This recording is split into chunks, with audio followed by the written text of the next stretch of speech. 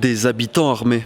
Tous volontaires, ils font désormais partie de la police communautaire de Teloloapan, une ville mexicaine de plus de 50 000 habitants dans l'état du Guerrero. Depuis le 13 avril, et pour éviter la propagation du Covid-19, ils ont décidé de fermer les frontières terrestres aux étrangers. Emiliano, 25 ans, était étudiant avant de rentrer au sein de la police communautaire. Il expose la situation. Se viene una pandemia muy difícil porque en realidad quiero pensar. Une pandémie arrive, ça va être très difficile.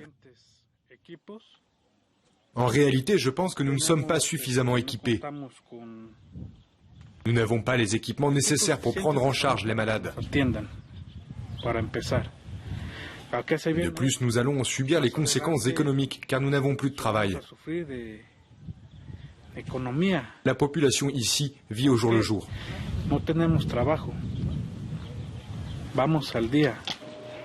Le maire de la ville soutient ces actions et de nombreuses mesures sont prises pour éviter la propagation du virus. La place centrale El Zócalo est condamnée, la quarantaine et le couvre-feu imposé. Cependant, l'occupation des entrées de la ville et la détention d'armes par des citoyens posent la question de la légalité de ce dispositif. Effectivement, mais les routes ne sont pas fermées, elles sont soumises à un contrôle. On fait attention à qui entre et par quels moyens. Elles ne sont pas fermées, il y a un contrôle insistant, mais ce n'est pas fermé.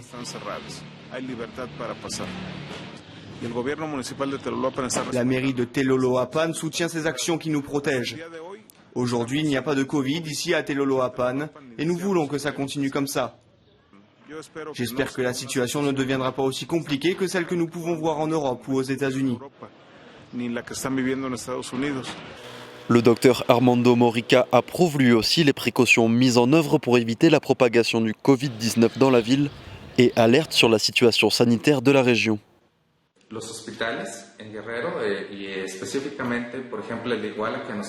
Les hôpitaux de Guerrero, et particulièrement celui de la ville d'Iguala, comptent très peu d'appareils respiratoires.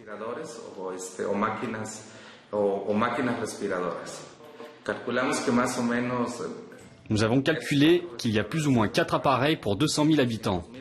Au-delà de 6, 8 et 10 patients hospitalisés, cela devient difficile d'assurer le service dans des conditions égalitaires. La propagation du virus annoncerait une crise sanitaire dramatique dans cette région du Mexique, déjà frappée par une insécurité chronique.